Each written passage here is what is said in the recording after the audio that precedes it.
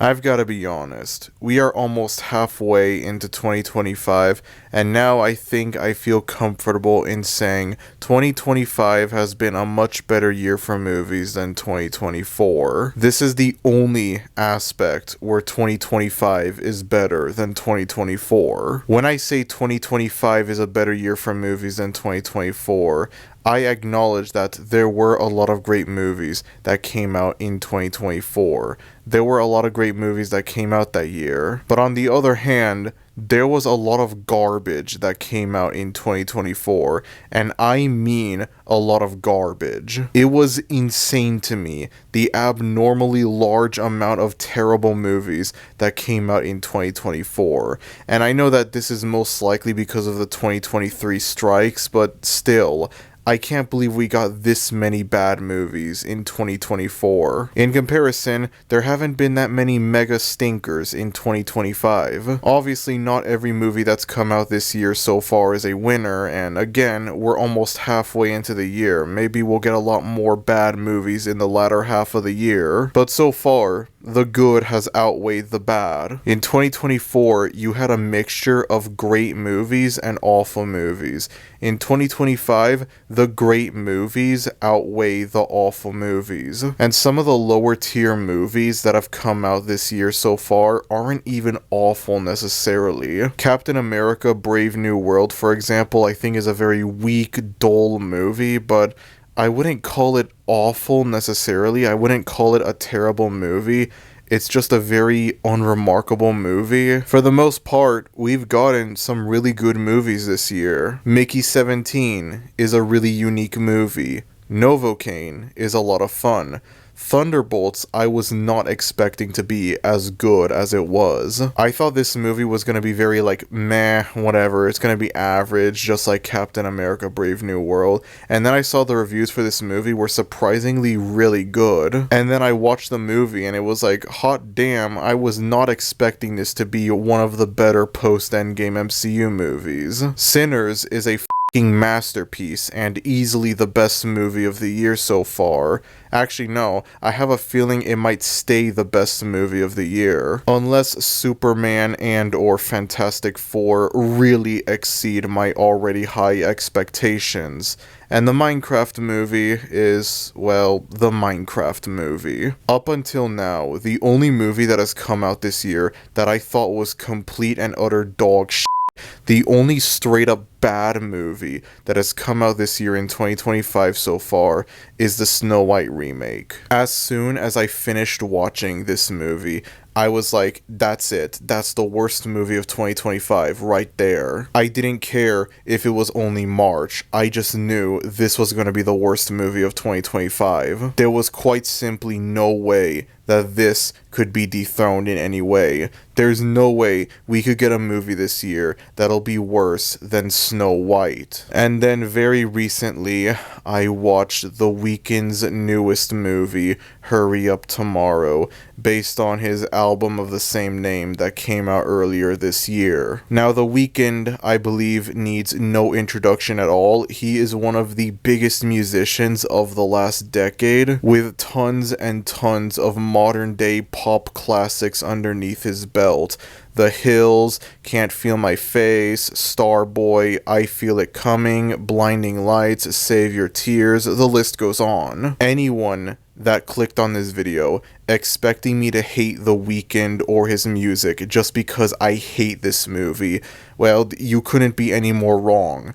The Weeknd as a musician is amazing. The Weeknd as an actor is fucking awful. I'm sure most of you remember a few years ago he had that show, The Idol, a show that only lasted 1 season and 5 episodes before it ended up getting cancelled due to how critically panned it was. Now, there were a lot of things that made this show bad, but one of the biggest reasons people clowned on this show was The Weeknd's acting. You watched this show, and it was extremely obvious that, yeah, The Weeknd is not good at acting. I mean, there were a lot of other problems with the show. The show would have still been garbage even if The Weeknd was a fantastic actor, but him being a terrible actor was just the cherry on top.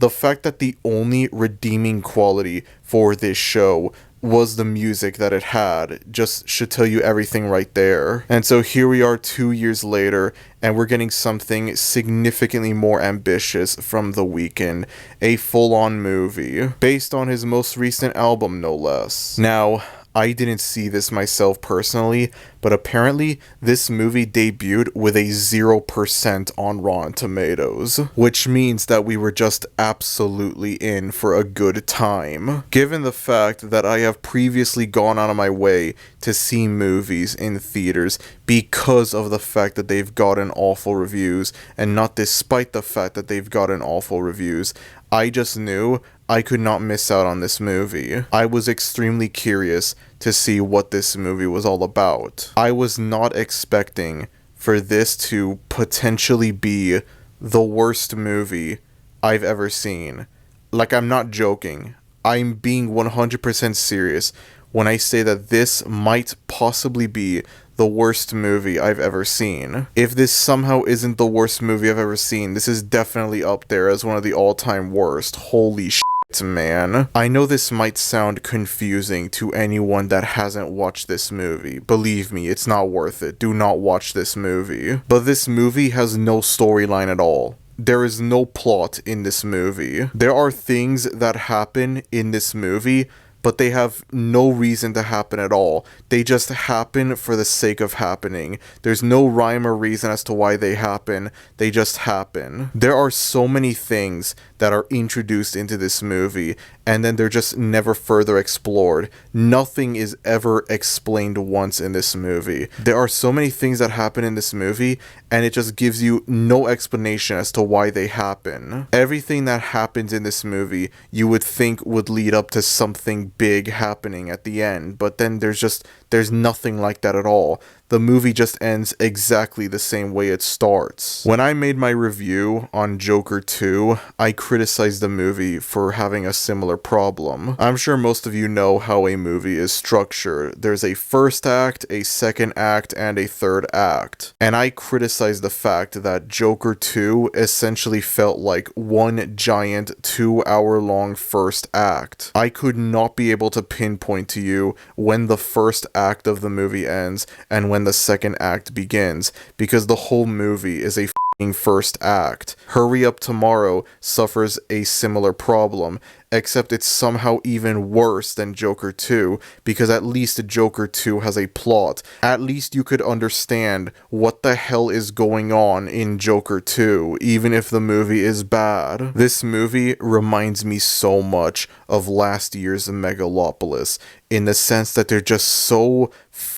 pretentious and artsy-fartsy. They think they're smart and clever when they're just annoyingly pretentious. And then they also have extremely convoluted, extremely hard to understand storylines. But I actually think Hurry Up Tomorrow is a worse movie than Megalopolis, because yeah, Megalopolis has a borderline incoherent storyline, but at least there's something that vaguely resembles an idea when you watch the movie. You could kind of ever so slightly see what the movie is trying to tell you. And then with Hurry Up Tomorrow, it's like, what is this movie trying to tell me? What the is going on in this movie? I cannot believe Snow White has been dethroned. I genuinely was dead certain that Snow White was going to be the worst movie of 2025, but it seems I have been proven wrong thanks to Hurry Up Tomorrow. Buckle up, folks. I'm about to tackle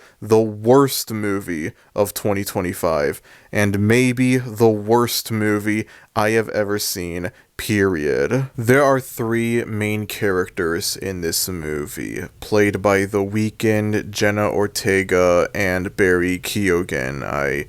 I'm not sure if I mispronounced his last name. I apologize if I did. The Weeknd plays himself in this movie. Like, I'm not even joking. It's just a fictionalized version of The Weeknd. That is the main character of this movie. He's not playing a character in this movie like he did in The Idol, where he played Tedros or whatever the his name was. It was like a really stupid name like that. No, This is just straight up The Weeknd playing The Weeknd. It is a movie about The Weeknd, written by The Weeknd, starring The Weeknd as The Weeknd. And then Jenna Ortega plays this like fan of The Weeknd, and the two of them meet up at a concert, and most of the movie is spent with them together. And finally, Barry Keoghan plays The Weeknd's manager. I want to note in advance, I have no idea what the names of Jenna Ortega and Barry Keoghan's characters are. I don't know if they even have names. I don't think like Jenna Ortega's character is like super important to the movie's story. I don't think they say her name even once, which is why I'm referring to them by the actors' names and not the characters' names, because I could not tell you what the characters' names are, and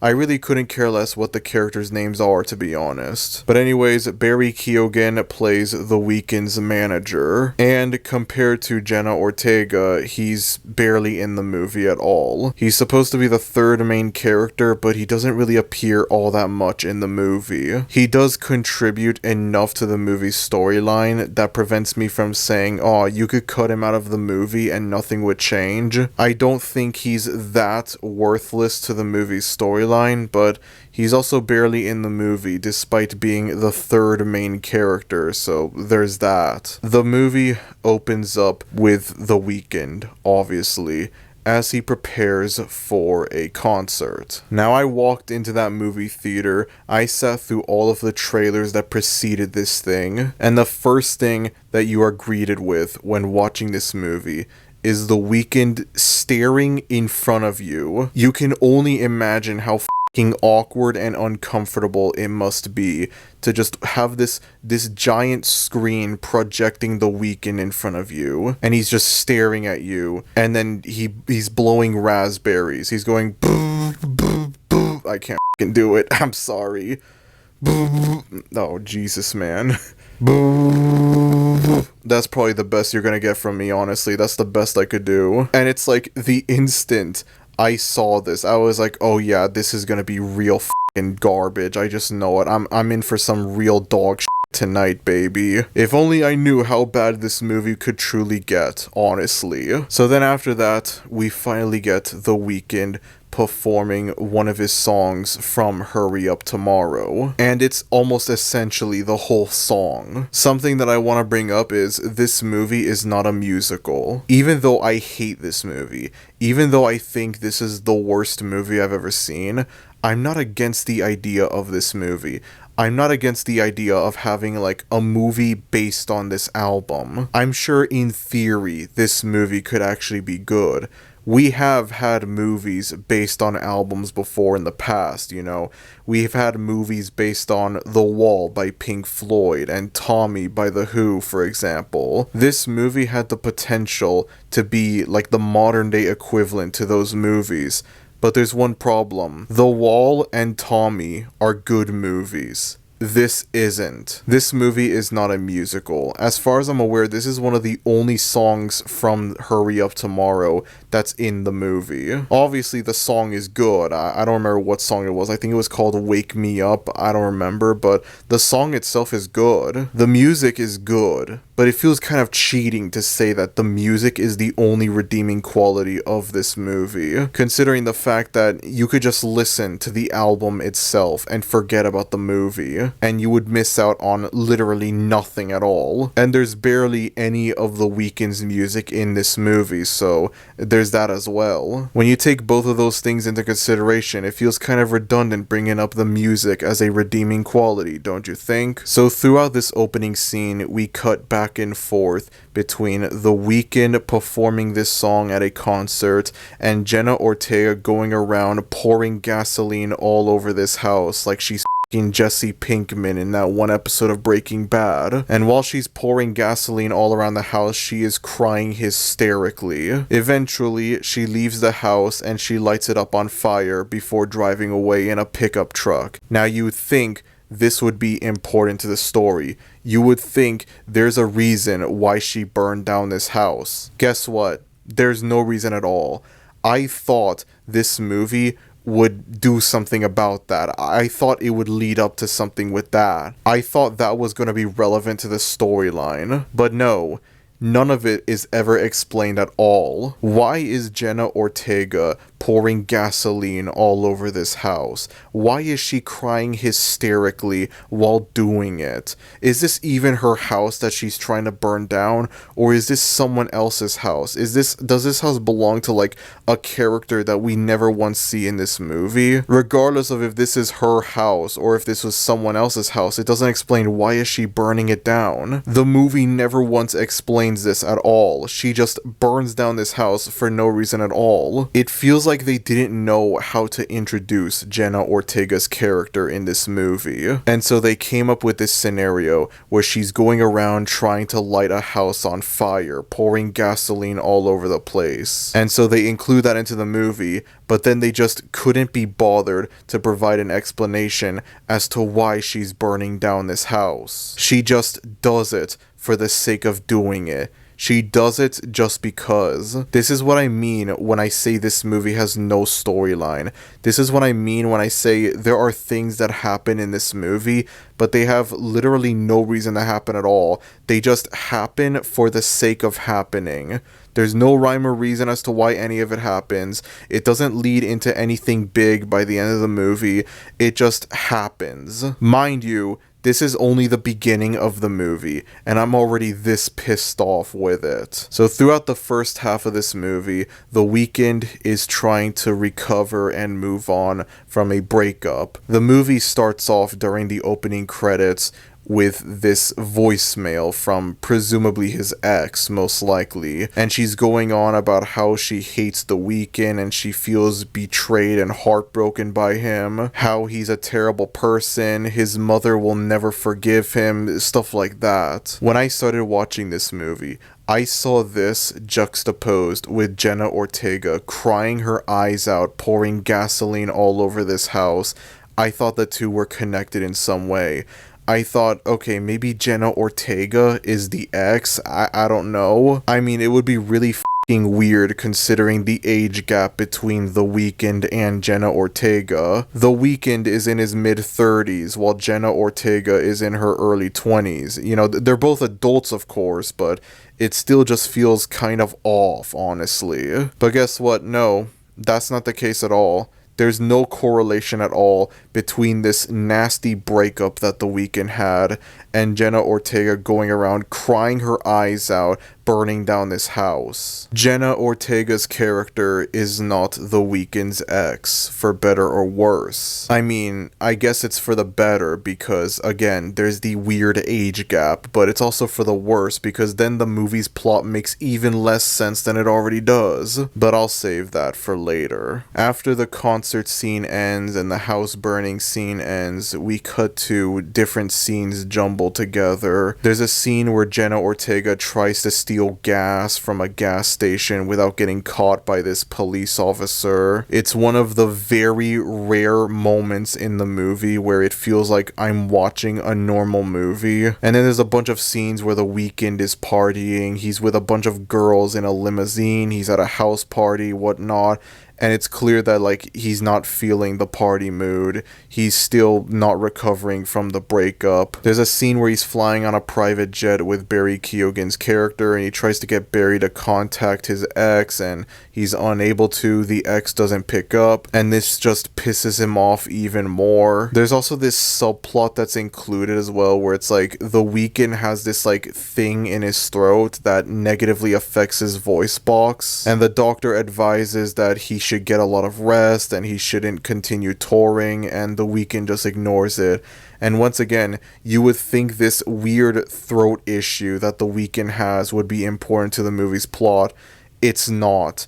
I mean, it is considerably more important to the movie's plot than Jenna Ortega burning down this house, but still, it doesn't serve much of a purpose to the movie. You could cut this throat subplot out of the movie, literally nothing about it would change. And so we cut to The Weeknd preparing for another concert. Before the concert, though, he starts recording a voicemail to his ex, where he goes on this huge, like, tangent. He goes on this rant where he's like, "F*** you, bitch, I'm better than you. Don't you realize how much I f***ing love you, you Nobody is going to remember you, but everyone's going to remember me because I'm the Weeknd. I'm a f***ing legend. That's not 100% exactly how the rant goes, but that is kind of the gist of it, basically. Friendly reminder. This is supposed to be the Weeknd himself. He's not playing a character in this movie. He doesn't have like a fake made-up name or anything like that. The movie makes it explicitly clear that yes, this main character is the Weeknd. I don't know if the people behind this movie realize this just kind of makes the Weeknd look like a really terrible person. Maybe that's the point of the movie, but still, if that is the point of the movie, then that just kind of makes it even worse, honestly. Going back to The Idol, I remember when that show came out, I saw there were people saying like, oh, because of The Idol, because of the stuff that's in The Idol, it's completely ruined The Weeknd for me. I'm not able to listen to his music anymore, that sort of thing. And I feel like this movie is gonna do even more damage to his reputation. I wouldn't be surprised if more and more fans of his music get turned away because of this movie. They're not gonna be able to listen to Blinding Lights or Can't Feel My Face without thinking of any of this. Like, it's gonna be really hard. If this is on purpose, that just makes it even worse, honestly. Oh yeah, of course, The Weeknd is not very good at acting. Again, amazing musician, terrible actor. And much like with The Idol, even if The Weeknd was a fantastic actor, this movie would still be awful. This would still probably be the worst movie I've ever seen. Again, him being a terrible actor is just the cherry on top. And then after that, he goes on with the concert as normal, singing the exact same song that we saw him sing at the beginning of the movie. Except this time, it's clear that he's not really all there. He's not really 100% in the mood to sing this song this time. He's not in the mood for this concert. Midway into the song, he just stops singing. And then he sees Jenna Ortega in the crowd. And this prompts him to walk off the stage, entering the backstage area. Obviously, the crowd gets angry at this. They start booing him. Barry Keoghan gets angry at The Weeknd for just ending the concert early. And then Jenna Ortega tries to follow The Weeknd, and eventually the two of them meet up backstage. Again, as I mentioned before, these two characters don't know each other at all. With the way the movie presents these two characters for its first half, it makes you think, yeah, they know each other. There is a connection between these two characters. But no, that's not the case at all. That's not the case at all. Why does The Weeknd decide to abruptly end the concert after specifically seeing Jenna Ortega in the crowd? It's never explained. But whatever. These two meet up together backstage, they decide to leave the concert, and they head out to a pier, in what is yet another extremely rare moment where the movie kind of feels like a movie, actually. You have these two characters hanging out together at this pier. They play air hockey, they go on a Ferris wheel, they go on a roller coaster, they hang out together at a bar, and it's like, it's the closest the movie gets to feeling like a real movie. And then after this montage, we cut to the two of them in the back of a taxi. And that's where it's revealed that, no, The Weeknd doesn't know this girl. Jenna Ortega's character doesn't know The Weeknd personally. The taxi pulls up to a hotel where we see Barry Keoghan's character trying to call The Weeknd, trying to get in contact with him. And so The Weeknd asks the taxi driver to drive them to another hotel. And that right there, folks, is the last that we see of Barry Keoghan's character for most of the movie. And so we cut to this hotel suite, this apartment, I don't know. And this is essentially where the remainder of the movie takes place. The rest of the movie takes place in this hotel suite. We might be halfway through the movie, but believe me, the weird, pretentious, confusing nature of this movie is far from done.